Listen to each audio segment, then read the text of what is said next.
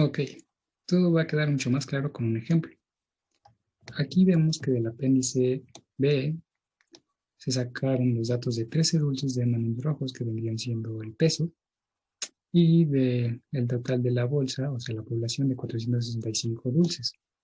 Se calculó sigma de desviación estándar poblacional de 0.0565 gramos y un promedio de la muestra de 0.8635.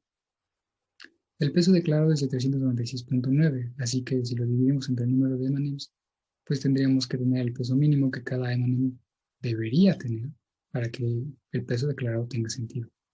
Aquí ya podemos ver que esta es una hipótesis probable. Tiene un signo de igual, así que podría ser la hipótesis nula. Y como sacamos los M&M's rojos al azar de la bolsa de dulces, tenemos una muestra aleatoria simple, así que vamos bien si consideramos que también tenemos sigma, 2 de 3 requisitos cumplidos. Entonces, luego nos dice que un gerente de producción dice que en realidad tiene una media mayor de 0.8535 y que los consumidores están recibiendo una cantidad mayor que la indicada en la etiqueta. Hay que probar esto. Si esta media dice que es mayor a 0.8535, esta, al no tener un signo de igual, es la hipótesis alternativa. La hipótesis nula siempre lleva un signo de igual. Y nuestra significancia es de 0.05. Casi siempre esa va a ser la significancia. Nos dan un conjunto de datos, pero no nos dicen si realmente los datos se ajustan a una distribución normal.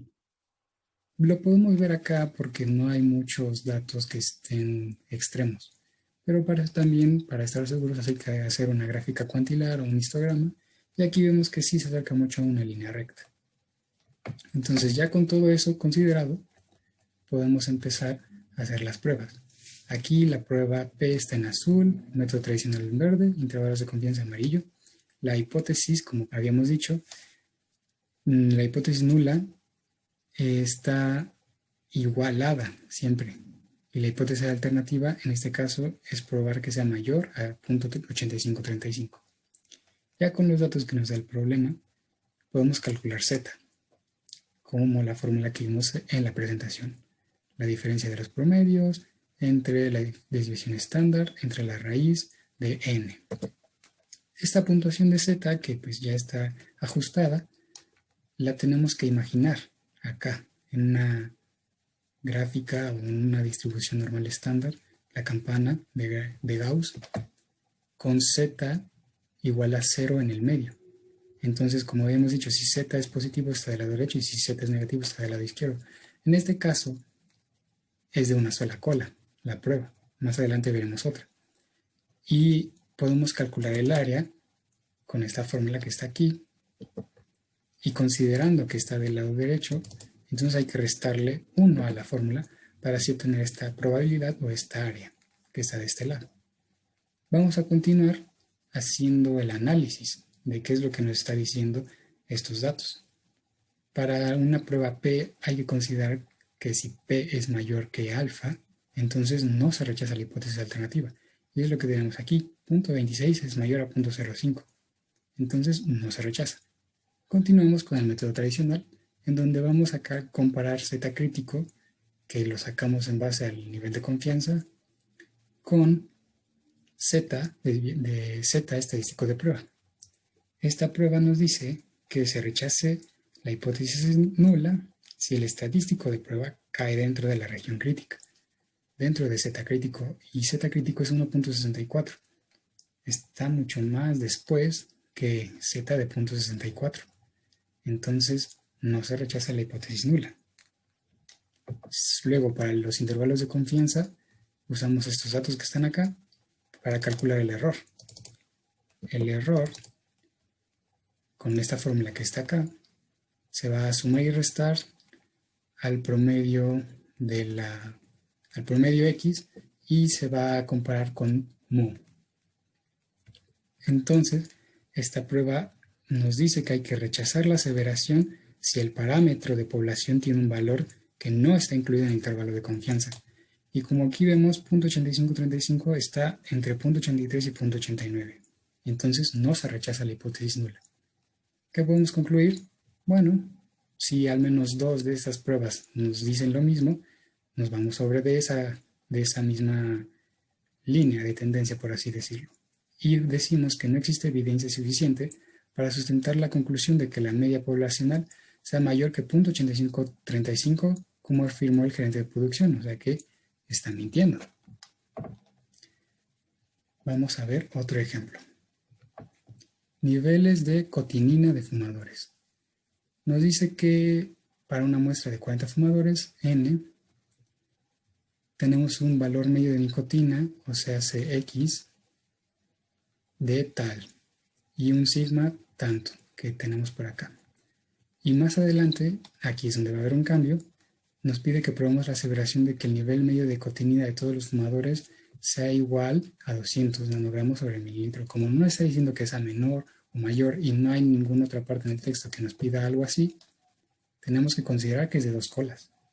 Y ahorita vamos a ver en qué cambia. El nivel de significancia es el mismo. Entonces, sacamos el cálculo de Z estadístico de prueba y nos damos cuenta de que es negativo, o sea que está a la izquierda. Y el área, por lo mismo, va a ser casi igual, sin restarle 1, pero habrá que multiplicarlo por 2, porque es de 2 colas, como habíamos dicho. Nuestra hipótesis alternativa es diferente, no es ni mayor ni menor. Siguiendo la misma lógica, aquí nos damos cuenta de que P es mayor que alfa, entonces no se rechaza. Para el método tradicional habrá que sacar 2 zetas críticos, uno para el lado derecho y uno para el lado izquierdo. Y es el mismo procedimiento, se tiene que comparar con el respectivo z, si es positivo o negativo. En este caso no lo incluye porque es más pequeño el menos 1.95 que está acá que el z estadístico de prueba. Entonces no se rechaza. Y para los intervalos de confianza es lo mismo. Tenemos que considerar ahora una media de la población de 200 y nos damos cuenta de que está incluida entre el intervalo de 135 a 209, por poco. Entonces no se rechaza tampoco. Y la conclusión es que no existe evidencia suficiente para concluir que la media sea diferente a 200 nanogramos sobre mililitro. O sea que el nivel medio de cotinina de los fumadores podría ser de 200 nanogramos sobre mililitro. Vamos a ver el último ejemplo. Niveles de presión sanguínea. Cuando 14 estudiantes de segundo año de medicina en BLV Hospital midieron la presión sanguínea sistólica de la misma persona, obtuvieron la lista que está aquí abajo, en milímetros de mercurio. Nos dan la desviación estándar poblacional, o sea, C sigma, que está acá, significancia, que está por acá, para probar la aseveración de que el nivel medio de la presión sanguínea es menor a 140 milímetros de mercurio. Ya no vamos a tener 2 colas, regresamos a tener una sola cola. Luego nos dice que la hipertensión se define como presión sanguínea de 140 milímetros de mercurio o mayor. Nos pregunta si es seguro concluir que la persona no tiene hipertensión. Entonces, mismos datos, o bueno, misma representación de los datos, misma fórmula, nos da un Z negativo, está a la izquierda, pero no es de 2 colas, así que el área y el valor P es el mismo. Se hace la comparación y esta vez P sí es menor que alfa, por lo tanto sí se tiene que rechazar. Z crítico sí incluye a menos 2.27, porque este es más pequeño que este, entonces se rechaza. Y en los intervalos de confianza tenemos la misma situación. Calculando el error y sumándolo y restándolo a X y comparándolo con mu, tenemos que llegamos hasta 139. No nos alcanza hasta 140, entonces también se rechaza la hipótesis nula. Conclusión, existe suficiente evidencia para sustentar la aseveración de que la media es menor a 140 milímetros de mercurio. O sea, es seguro concluir que la persona no tiene hipertensión, como nos preguntaba el problema. Nunca se acepta nada, realmente, así que lo único que podemos hacer es rechazar o no rechazar. Y eso es algo que tenemos que tener en cuenta. Con esto concluimos el cálculo o la prueba de una media poblacional con respecto a la desviación estándar poblacional. Muchas gracias.